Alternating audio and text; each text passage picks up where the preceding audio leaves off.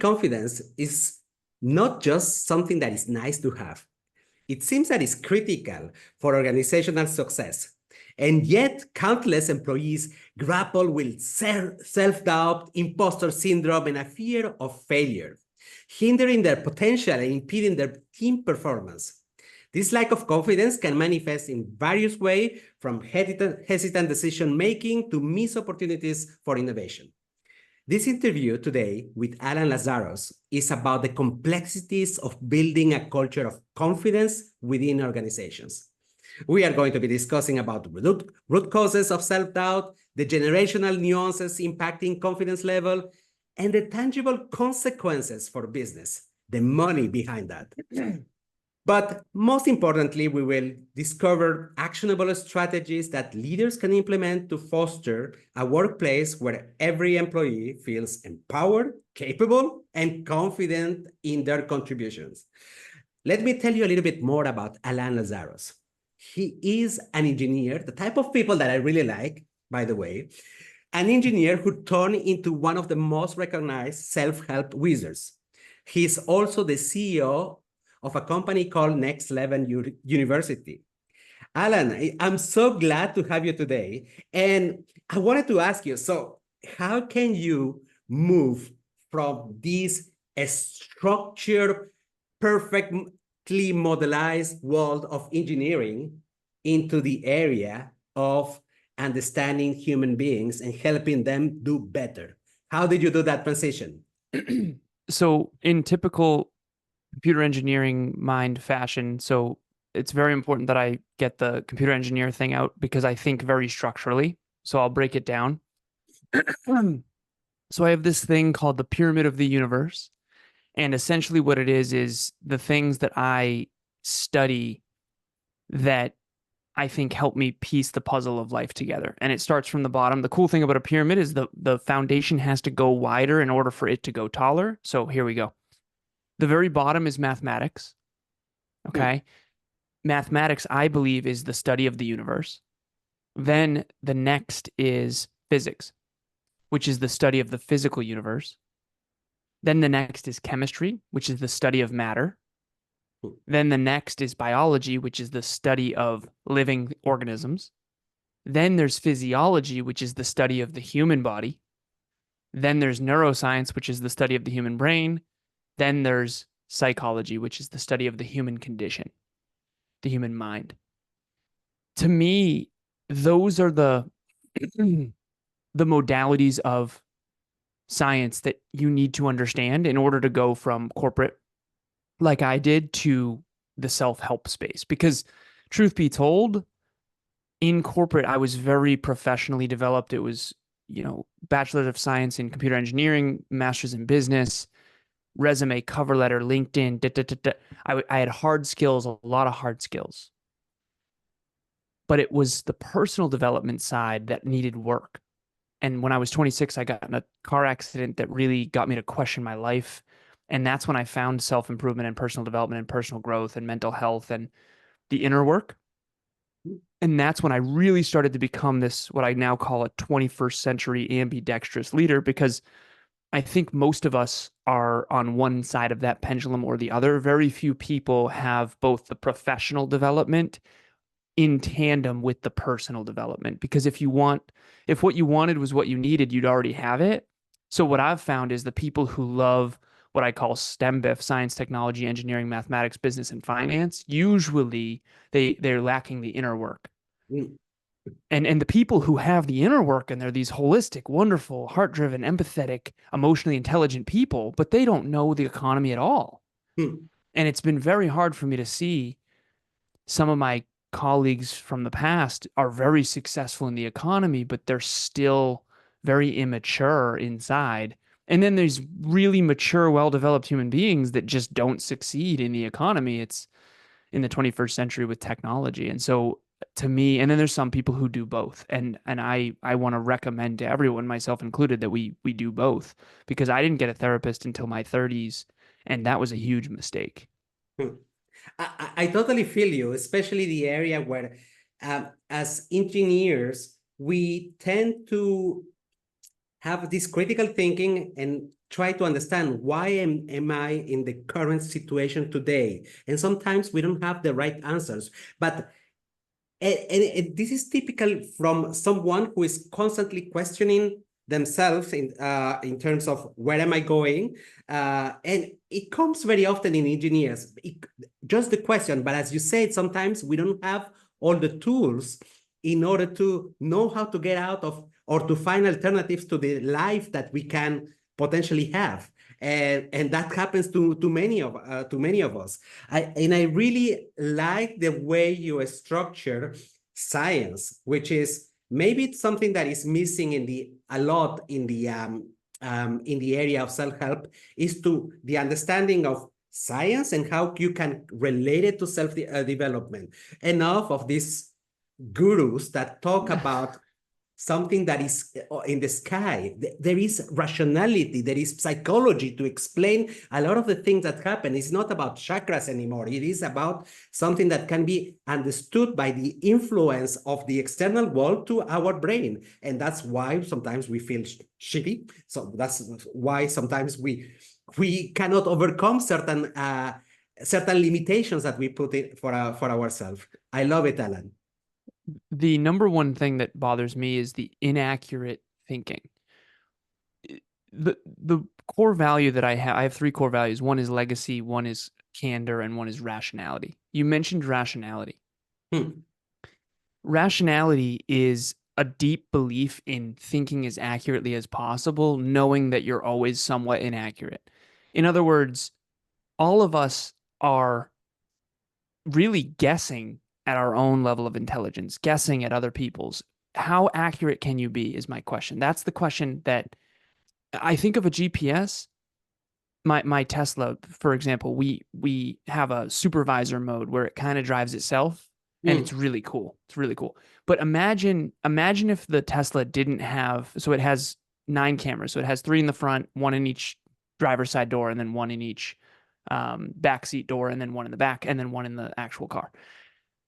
If one of the cameras is occluded, they call it occluded, like camera occluded, it shuts down the supervisor. And the reason why is because you can't let the self-driving car drive when it has a blind spot. Yeah. If the truck's coming this way, the Tesla needs to be able to change lanes, which works really well when the camera's there, but it won't let you do it when the camera's not. I think that's the problem in life with most people, particularly in the self-help space. They don't understand how inaccurate they are. When it comes to the science of it, the first principles of it, I don't care what your opinion is. Gravity is 9.8 meters per second squared, and there is no opinion about it. That's the truth. That's the accurate, measurable truth. And I think that when you get into the guru space, you realize very quickly that a lot of it is hocus pocus and not real. And some of it is real and has a lot of merit and can be very helpful. And so that's the hard. How do you sift through the non-intelligent, irrational nonsense and keep the good gold that really is there, like self-belief and self-worth and how to build it and all these things? So yeah, I mean, on one side you have science and rationality and structure and mathematics and accurate thinking. And then on the other side, you have this sort of artistic, how do I feel about it type of thing. And how do you merge those two, I think, is really where life and success lives. I want to relate to something that you have mentioned, that people with high emotional intelligence sometimes seems to perform better, be more successful at work than people like me, for instance. I was an introvert, or sometimes I'm still an introvert, but I learned how to hide it. An introvert who I learned how to hide is it. a little bit more too intellectual. I'm overthinking stuff. I'm an engineer like you, so that's probably one of the root causes. So there is a mix almost of lack of confidence, because I still remember my early days in my career, always thinking about what others had, what is the image that I'm projecting to others? Am I going to say the right thing? So this lack of confidence in the workplace, and And also, if you think about your career in corporate, what would you say is that main reason why people are more confident than others, and is the organization itself doing something about it today? So this is something that I've found really challenging because some of the most confident people externally are actually the most internally arrogant. Mm, And so the unfortunately, and this is what I've found to be true in the economy, the person who is externally confident is portraying high levels of certainty, usually has the most influence, mm, but they're also usually the least intelligent. So not always, not always. Sometimes they're the most intelligent, but not very rarely, very rarely. So for example, I think engineers statistically have very low self-worth. And the reason why is because they really struggle socially. And I had to learn from a very young age that the way that I think, there's four modalities of thinking. The first one is the rarest, I think, statistically speaking, which is math and numbers. So I think in math and numbers. Everything is numbers to me. That's very rare. That's not normal. And when your girlfriend says, "Hey, do I look fat?" and you say yes at level 6, you're in trouble. But that's what our brain actually says. yes. And so you can't say that. So you have to lock that up, right? And again, and by the way, same, right? I'm not so the 0 to 10, how fat do I look? 0 to 10, it's a 6 based on what my brain has calculated. It's not, there's a logic to it that isn't emotional. I'm not trying to be unkind. Mm, And so you laugh because you know your brain says the same thing. And it says the same thing about you too, by the way. yes. But that doesn't fly socially. People Mm, are deeply insecure. And when they don't want the truth, they don't want it. They want you to say, no, you don't look fat. No, no, no, no, you look great. Even though the truth is you don't, and that's okay. And now you can do something about it if you own that. And so I think engineers learn from a very young age that they're not socially safe. And I did for sure. So I locked it up. I hid it. It's called an exile if you study internal family systems. I just hid my genius and just pretended I was an idiot because that kept me safe. And I've stopped doing that, but I'm now what I refer to as a social coward. So I'm very, very confident when I'm alone behind the scenes, especially when it comes to achievements, but I'm only recently in my 30s learning how to be confident in who I am. So there's two types of confidence. There's mm, confidence in achievements, which is I can run the mile, I can build the thing, I can study the thing, I can take the test, I can get into the school, whatever. That I always had at level 10. And that's why I came off so arrogant to people, is because I had so much certainty in my ability to reverse engineer a finish line and actually achieve it. mm, What I didn't have a lot of confidence in hindsight is my who I am, who I mm, really am, because I hid who I really was. And the reason I hid who I really was, and I've come to understand this, is that it makes other people feel more insecure. So when someone asks you a question and you give them a hard answer that you believe is accurate, but it makes them feel more insecure, so they kind of lash out. So you learn how to kind of dim your truth in a way. And a playful example is, hey, how do I look? And you say, honestly, that's probably not the outfit for you. That is what our brain says, but you're not allowed to say that. Okay, so that's the first modality of thinking. The first modality of thinking is numbers and mathematics and objective truth and rationality and structure and logic. And that's very, very rare. Very rare. mm. I would say probably 3% at most. All right. But of course, I think that because I think in numbers, right? So everything's statistics. I see a bell curve every time. Like, am I in shape? Well, statistically, no, but you're in better shape. Right. Right. See, okay. See, you're laughing. Statistically speaking, no, you're not. Like, but you're better than you were yesterday. So good job. Right. And so that's, again, very uncomfortable for me to be this honest. All right. Number two is images and pictures. And that's pretty rare too, but it's way more common than the math one. So images, imagination, and pictures is, so if you picture your car, okay, that's one modality of thinking. The most common by far is words and concepts. Mm, So when I say dog, you have an emotion about a dog. Whether that's rational or not is based on your past. I mean, Dog is dog. And if you had a dog growing up that bit you, you might think, ooh, danger. If you have a dog that was super loving, you might think and feel love.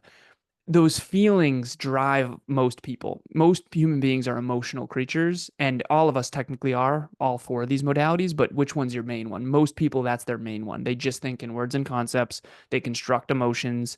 That's why they get so easily offended when you tell them any real truth. All right, the last one is um, very rare energy. Some Mm, people think in energy. That one was my rarest. I didn't think in energy at all until I met my girlfriend, and she started to help me understand vibration, vibe, energy. When I first got on this session, most men, not all men, but a lot of men, they do this with me, mm, like the ego bonking. You yeah. didn't do any of that, which tells me number one, you have higher self-belief than I think you think because you're not insecure about your intelligence. Mm, Usually when I get on a microphone with someone who is insecure about their intelligence, they get very insecure and they start ego bonking. mm, And or they go docile. So I have to kind of lift them up. You're not insecure about your intelligence. You were excited for this interview, so that's great. So you aren't insecure around me, which tells me you believe in yourself a lot. You probably think in logic and rationality, so you're not afraid of this conversation. And you're probably an awkward engineer like me. That's all great. That's all great. And you aren't trying to portray this strong masculine front of I must be dominant because deeply inside you're actually an insecure little boy, right? And you're not. And this is awesome. But most men, like the manly men with the huge lift kitted trucks and all that kind of stuff, a lot of that is really just overcompensation for their own insecurities because they don't believe in themselves and they certainly don't believe in their intelligence level. And they don't know how to achieve their goals and dreams without the social dominance hierarchy that's necessary for them to seem more valuable than they really are. mm. And go ahead. Alan, so you have mentioned a couple of modalities of on the way we think. And you have mentioned that there is the majority of people is about words, concept, and that generate emotions.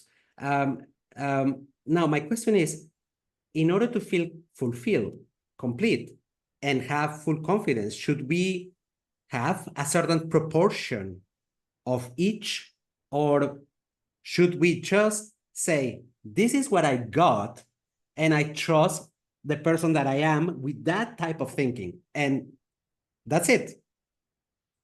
To tie all of this back to your original question of how do you help people be more confident in the workplace, the first step is to understand what your modalities are, the syntax. Yeah. And to answer your question, it's both. This is the weird part about life. This is why life is so hard. It's all dualities. In other words, on one hand, you need to figure out what modality is yours, own it, and learn how to be confident in it. But you can't ignore words and concepts and energy and then just expect everything to work out. Mm, Engineers do well in the economy, but they don't do well in relationships. And this is why, mm, right? This is why. So you have to be you and then round out the edges mm. versus contort yourself, pretend not to be you, and then try to be something you're not.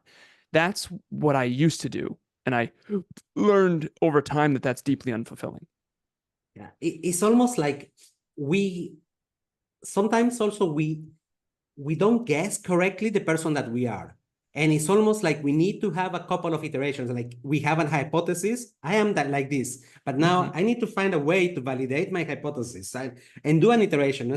Let's call it a Scrum or whatever you want to call it. But because it is very difficult to find out, you mentioned your example. So at the beginning, you thought that's the way is either expected or this is the way I do behave today. But little by little, you were finding your real you. But I don't think that we can, in one shot, like, let's have a coaching session and I'm going to discover it. No, no, no. No, no, It has it's to forever. be It's trial iterative. and Yeah. error. But of course, you can be helped by coaching and all the stuff. Yeah. But you need to try it. You need real action. So who you are when you're by yourself is who you is the closest to who you really are. Hmm. Most likely. So the people that I mentioned earlier that are really insecure and they kind of overly dominate and they ego bonk is what I call it, ego bonking.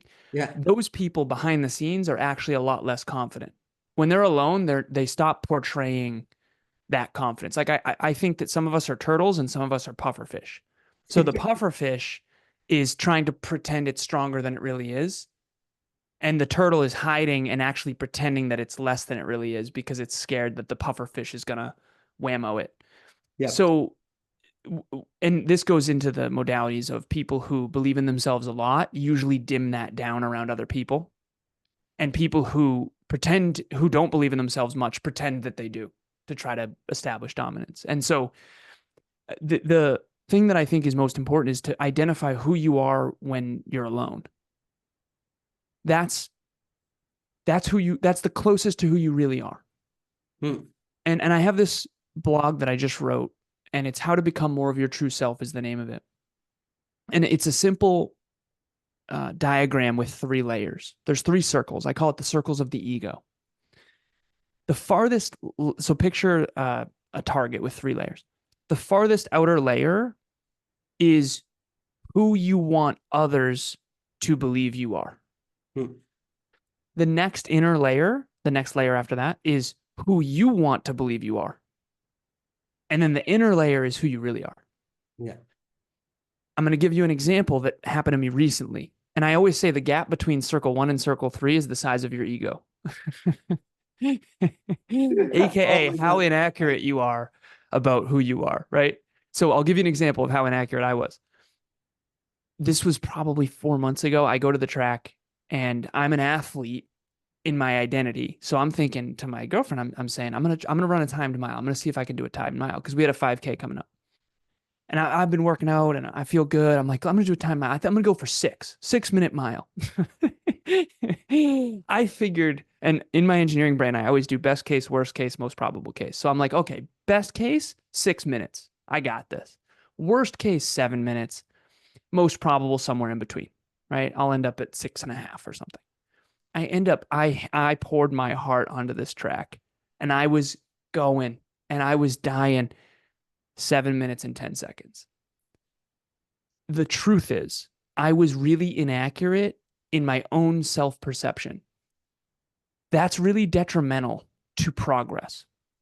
Because if you think your cardiovascular health is better than it actually is, you're not going to go work on it. Hmm. That's why you need action, to your point, to benchmark your perception up against reality. That's what we all need to do. And that's why the most humble people in the world that are inwardly humble, not externally humble, Hmm. inwardly humble, are constantly taking action and failing all the time. Because the more you fail, the more you eat humble pie. I always say this, if you have level 10 self-belief, you better have level 10 humility in the opposite direction. Hmm. Because I never considered myself a very humble person until my girlfriend said, she said, Alan, you're the most humble man I've ever met. And I said, I really genuinely appreciate that. Like, thank you. You're very sweet, but I've never identified as humble. And she said, Alan, that's exactly what a humble person would say. And I was like, oh, am I humble? I've been called arrogant my entire life. I figured it out. Hmm. I believe in myself more than I'm humble, so it seems arrogant. I might be really humble, but if I have level 10 self belief and only 9 humility, it's going to look at like level 1 arrogance. Hmm. So I've realized as I've matured that I need to work on humility. I don't need to work on self belief. I already have that. So I have to work on humility constantly. Most people need to work on self belief Hmm. because if they were believing in themselves more, they wouldn't look humble.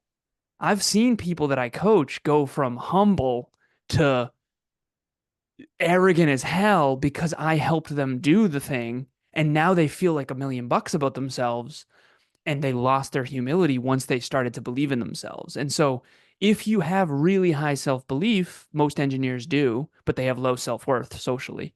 Most engineers have high self-belief because they're reverse engineering. What is self-belief? It's certainty. Hmm. Self-belief is certainty in your own ability to create a certain outcome. Engineers have that. You know Hmm. what we don't have is social confidence. We don't feel like we can talk to girls, or guys. We feel like we're different. We never feel like we fit in. we say things, people get offended, we don't get it. It's this whole thing. And so it's taken me 35 years to figure out, like, I'm so different. I'm so different than other people. And I used to be so scared of that because I didn't fit in and it seemed like everyone didn't like me. And I just learned how to socially learn how to have courage and just be more vulnerable and honest and just say, hey, I don't struggle with self-doubt very much. I think that's probably obvious to everybody, but I do struggle to be socially accepted and I don't feel like I belong and I'm scared not to belong. And then that vulnerability really helps people, ironically, paradoxically, really like me more, which is important in order to have influence as a leader. Because as a leader, if you want to help people, you really do need them to resonate with you, and they're not going to resonate with you if you're statistically abnormal. That is true. Alan, while you were talking, I was thinking that it's so difficult. There are two things that are very difficult to clearly define. One of them is happiness, and the other one is about the definition of confidence. In fact, if you ask several people, they will only tell you certain traits or characteristics of either happiness or confidence. And I'm talking about happiness because yesterday I had, all people like me, they have talks with the younger people in my team.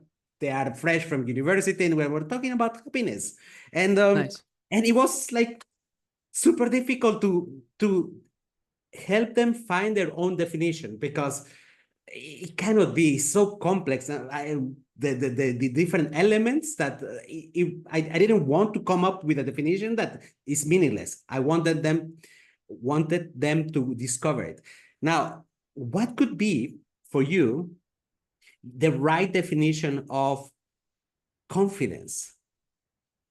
So I think one of the problems with happiness and confidence is that it's actually a byproduct of something deeper. Hmm. So it's like laughter. I can't force you to authentically laugh. I have to say something where laughter is a byproduct. Yeah. I think happiness is the same way, where it's meaningful progress towards meaningful goals for a meaningful purpose. And then happiness and fulfillment will be a byproduct. Hmm. And then when it comes to confidence, I think there's two types of confidence. Like I mentioned earlier, I think there's confidence in your abilities to achieve something. There's achievement confidence, which I had a lot of, but then there's confidence in who you are. I didn't have that. Yeah. That's new for me. I'm learning how to build that. I have 10 out of 10. Like, start a podcast. Okay. Like, that's not an issue. I don't have an issue with that. Even when I got the 710 mile, I ate the humble pie, realized I wasn't as good as I thought. Then I started training more. It didn't shake my confidence in my ability to achieve an outcome. I still know eventually I can get to a 6 minute mile. There was no shaking of my confidence in that. But socially, I was constantly shaken in my confidence in who I am. Like people lash out, they make fun of you, they call you arrogant, they shake your confidence in who you are. I don't feel arrogant. I Hmm. don't feel like a bad person. Why am I allowing this person to shake my confidence? Because I would try to find the 1% of the feedback that's actually true so that I could improve it. Which, Hmm. by the way, made more people more insecure and made them lash out even more. I didn't understand. So now I realize finally that I'm confident externally. Most people aren't. So they think I'm arrogant. Hmm. And I'm not confident enough in who I am. So I kind of get bullied. Hmm. And so that started to shift a little bit because when you're confident in who you are, which most people are like, well, I mean, I am the man. And so that we give off this self-worth of really high self-worth, even though we haven't really earned it. You ever meet those people who think they're amazing, but they don't study much? They're not that intelligent. They're not in shape. They're not. And then you have people that are unbelievable, wonderful human beings who just are so competent and capable and intelligent, but yet they don't have like this bravado of I'm the man. Those people are not that confident in who they are, usually because those other people are insecure around them and Hmm. then lash out at them to establish dominance because deep down they're actually very insecure. So now I've started to understand self-belief and self-worth. Self-belief is confidence externally, your ability to achieve something externally. Self-worth is confidence in who you are as a person, who you are as your character.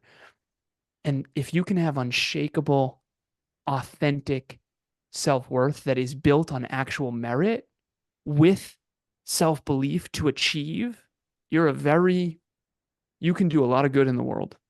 Oh, yeah. And you'll be fulfilled. You'll be fulfilled. Yep.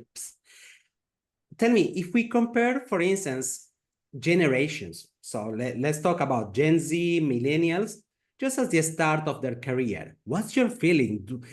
Is if we compare generations at the beginning of their career, do you have the feeling that they are more confident, less confident? Is there any attribute that is different between these generations?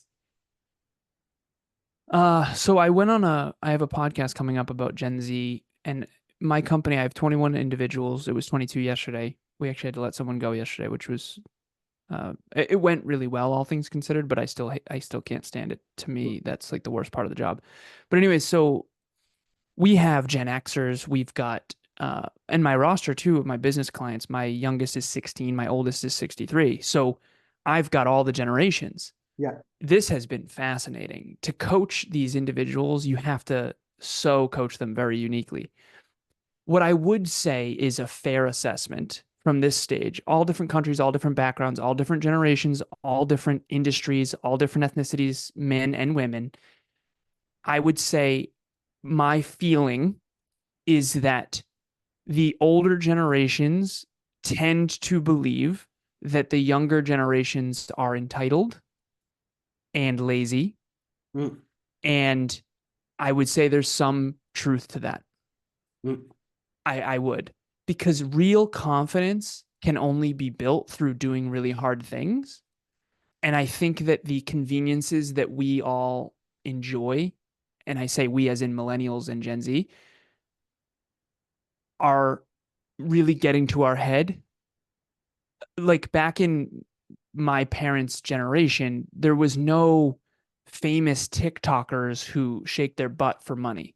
Like that wasn't real. And now it really has messed the expectations up in terms of what actually is. And we coach podcasters all over the world, right? So we produce 40 shows, including 3 of my own. And when you coach these podcasters, the younger ones, I think they have a very broken time perspective. I think they think that they'll be successful in like a couple months.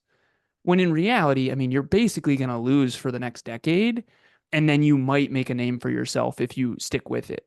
And Mm. so the grit is lower from my perspective. The attitude, I would say, is a little bit more entitled. But I also want to say too that there's definitely more of more of a purpose-driven focus rather than uh, the paradigm of the older generations. I can tell is more family, and it tends to be more religious. I think that a lot of that is antiquated and unintelligent at this stage. But I do think that the 21st century Gen Z mindset, if they really do want to succeed, what I would say is you need to have the grit of your elders with the intelligence of a 21st century computer engineer. And if you can combine those, and then the other piece too that the younger generations are really good at actually is empathy, vulnerability, and emotional intelligence. I think it's become much more common, Mm. and there's a lot less of the whole stoic strong man, never let him see you cry crap. I've cried in front of my team several times, and I think there's an emotionally driven component and emotional intelligence component to leadership now that is very, not only it's very necessary, and there's a lot less top down patriarchal, I'm gonna tell you what to do because I'm the leader. Nowadays, the younger generations are like, no, that's not going to work. You have to lead by example, and then Mm. develop other leaders who can lead themselves. And I think that a lot of the older generations are in some trouble if they can't learn how to adapt to the younger, much larger generations. You know, the crazy thing is that, yes, what you say, it is true, especially about Gen Z, the perception that we have that they might be a little bit more entitled and lazy. But I was wondering if this interest that they have about purpose at work, curiosity, and even this mentality of saying, okay, I don't have to devote hours and hours on this, but I'm going to growth hack it. I'm going to find a way to do it quicker or ask someone or whatsoever. However, I find it fascinating because they get the job done.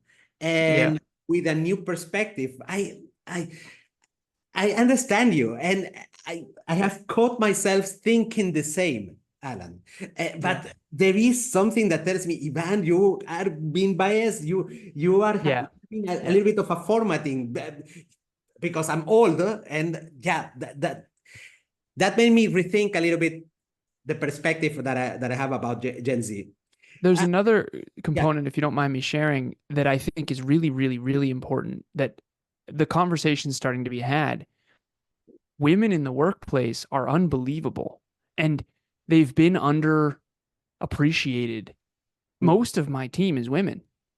They've been underappreciated societally for, I mean, they didn't, I mean, in my country, women couldn't even vote until the early 1900s or something like that. So it's the what I would say without getting political here is it's very cool to start seeing empowered women and what they're capable of when they're not hidden and suppressed.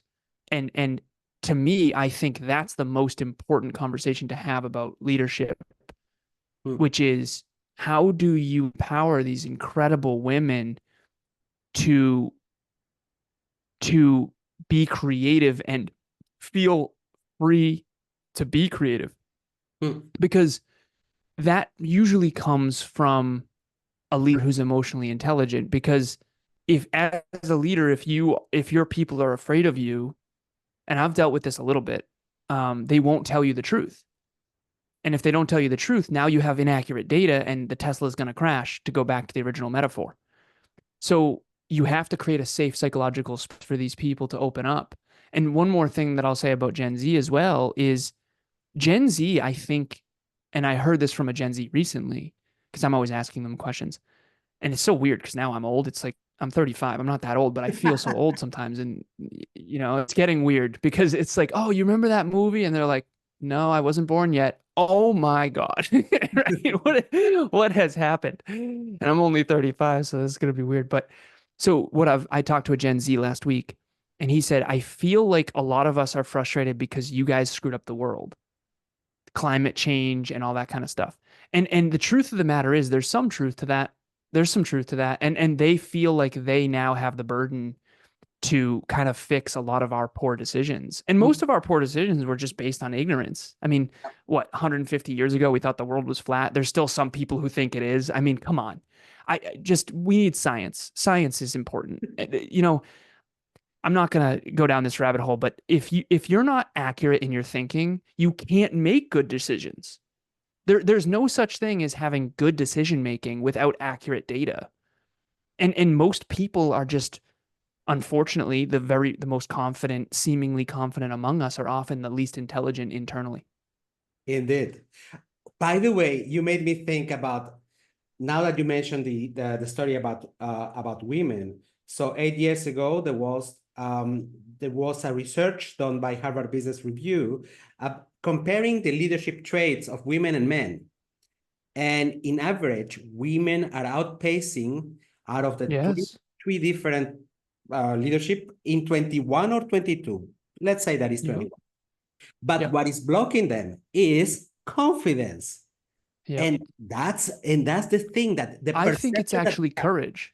yeah. I think it's courage, not confidence. I think what looks like confidence is actually courage if it's authentic. Mm, Because these people that seem so confident, and this is what helped me a lot.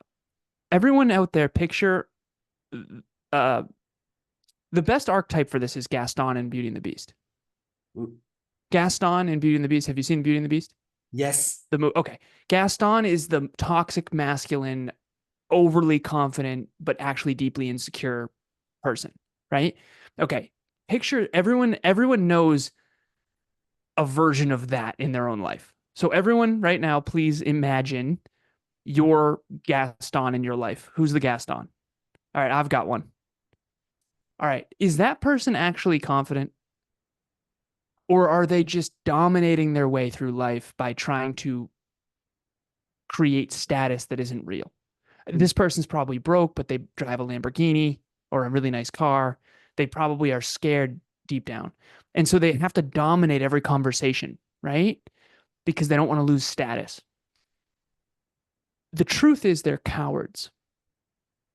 They're too cowardly to be honest and vulnerable. They're too cowardly to admit that they aren't confident. So unfortunately, when I hear women are struggling with confidence, I think they're actually struggling with courage because they're afraid to be lashed out at by the stereotypical Gastons of the world. And this is what really helped me, because I have one person in particular that I think of as the archetype of Gaston. And I said this to myself once. I said, why, how does he act so confident? Why is he's so certainty? He's like, you would think he was the most confident person in the entire world. Drinks like a fish, smokes like a chimney. He's overweight, right? And I figured it out. Why would someone with level 10 confidence only have level 2 goals? If you're level 10 confident, wouldn't you have big goals and dreams? Oh, it's not real. And then you've got these incredible women that have real confidence behind the scenes. I've met them, some of them on my team, but they would never stand up to that Gaston because they don't have the courage to stand up to the tyrant, so to speak. And so I think it's a courage problem more than a confidence problem. Yeah.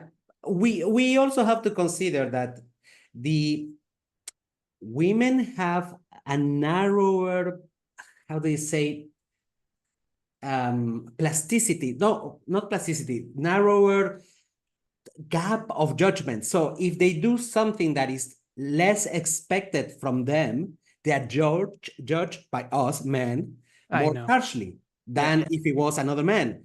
If you do something funny now, I'm going to laugh, ha ha ha, boys club. But if it was a woman, maybe it will be interpreted in another way. And that has been mapped by ages, generations, and it still is now. There is certain discussions, even in social media and LinkedIn, about men and women equality that are like, what the hell? Where are we? It's wild. It's wild. Yeah, it's wild. There's a lot of, I think a lot of that's changing, which is good. Not the underlying biology of it, but I do think, fortunately, there's a lot less suppression, which is good. It's happening. It's changing. It's, it's really good what's happening with women entering the workforce and being appreciated. And I mean, I think it's going to change the world. I think it's going to change the world. I thought that we would have guy listeners. 90% of my listeners are women. Kevin and I. Yeah. We didn't know. I mean, we were a couple bodybuilder bros back in 7 years ago. We thought it was going to be men.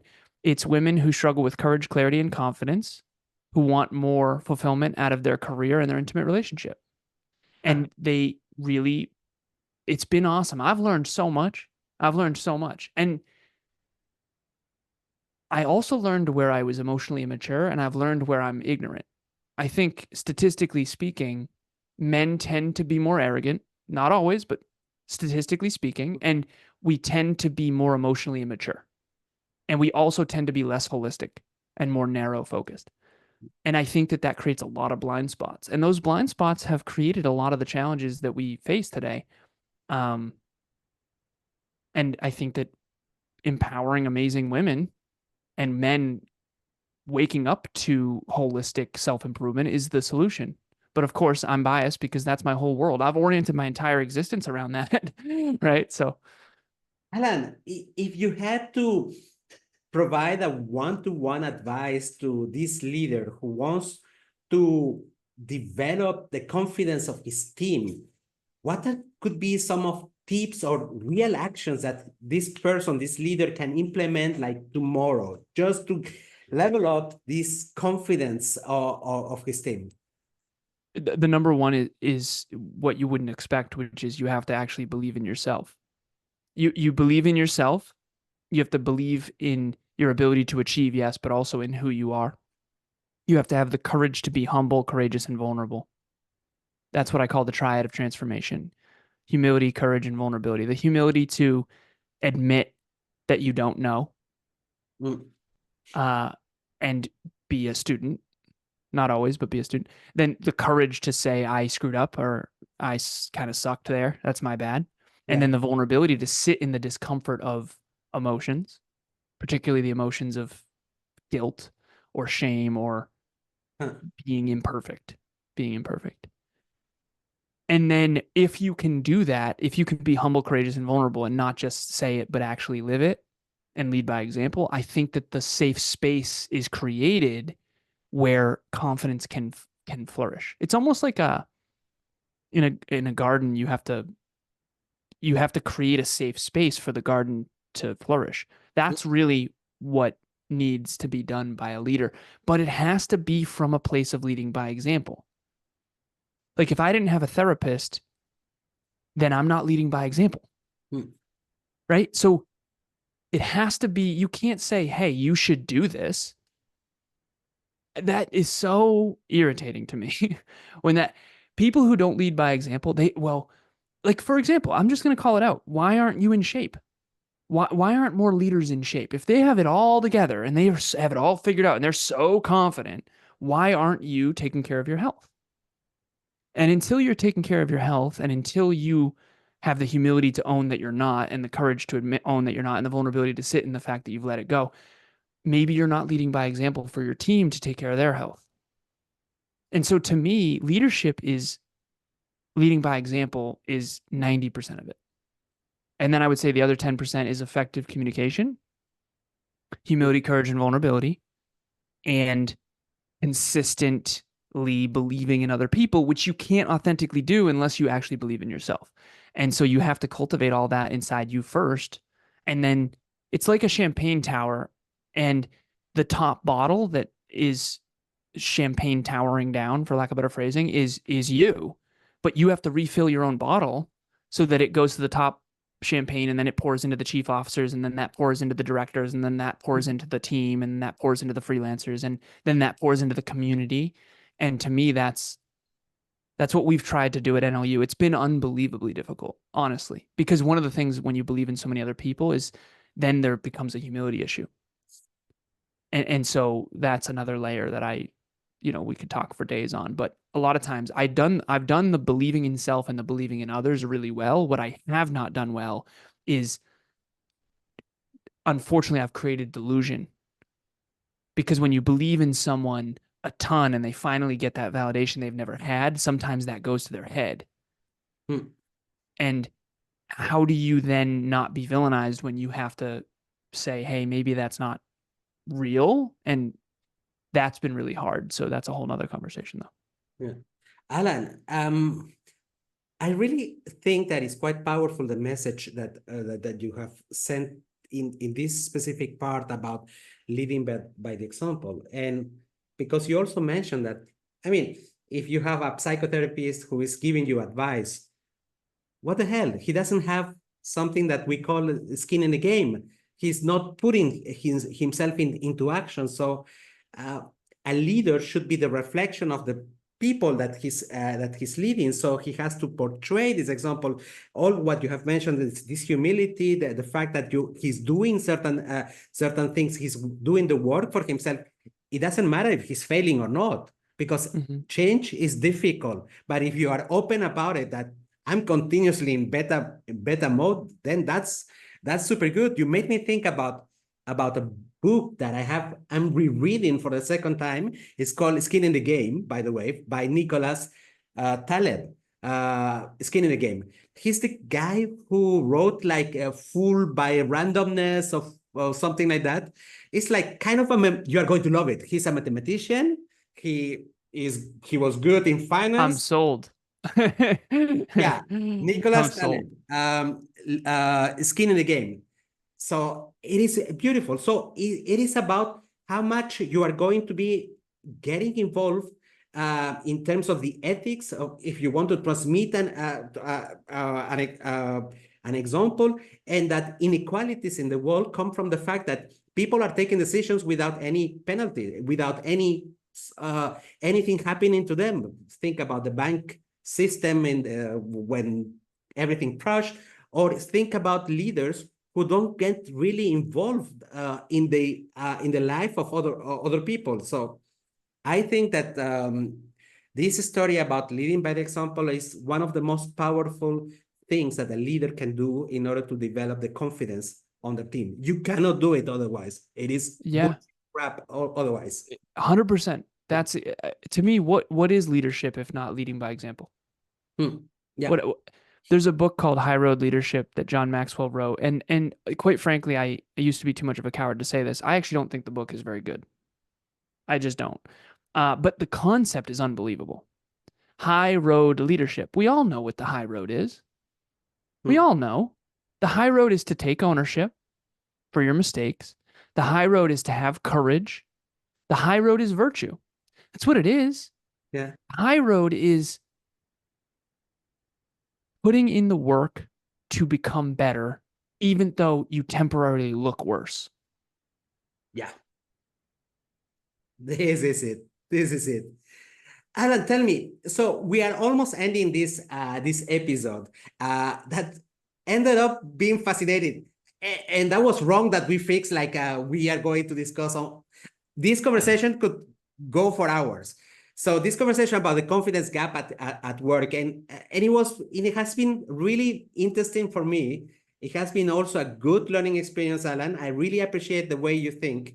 I also, how can people reach you out if they have questions, more questions, not only about confidence, because your job is not only about the confidence. Confidence is maybe one of the pillars that you can help people to work on, but you have many others. How can people reach you out, Alan? Okay, so we have a podcast called Next Level University, spelt just like it sounds. 1% improvement in your pocket every day from anywhere on the planet, completely free. We do a podcast episode every single day. We have 1,750 plus of those. The average is a half hour too. They're not just little snippets. These are pretty in-depth episodes. And then we have a website called nextleveluniverse.com, spelled just like it sounds, nextleveluniverse.com. The website is different than the podcast. Next Level University is the podcast. Next Level Universe is the website, spelled just like they sound. And then you can email me, ALAN, at nextleveluniverse.com, spelled just like it sounds. Just please provide context because, like all of us, I get a lot of spam mail, and I really do appreciate this. The idea underneath this is try to figure out who you really are. Try to uncover that first. Once you realize that and get it as close as possible, then set your goals from that place. And then when you hit your goals, which you will because they're actually real based on who you really are and what you really want, then you'll build self-belief. And when you build self-belief and keep the promises to yourself, you'll value yourself, and then you can build from there. And I think that a lot of us, ironically, paradoxically, are trying to look good rather than actually get better. And if you're trying to get better, even though it doesn't make you look very good, long term, my promise to you is that you will be more fulfilled and more successful. But the key word is eventually. Eventually. It's the longer, harder road, but you'll be more fulfilled and more successful eventually. Alan, thank you very much for making the time for this podcast, the Growth Hacking Culture podcast. It was lovely to have you today. Have an excellent evening. Ivan, thank you for having me. I really appreciate it. Like I mentioned to you in the pre-call, Emilia and I are very excited to visit Switzerland at some point. So who knows? Maybe we'll cross paths. Thank you so much for having me. I really appreciate it, and keep doing what you're doing.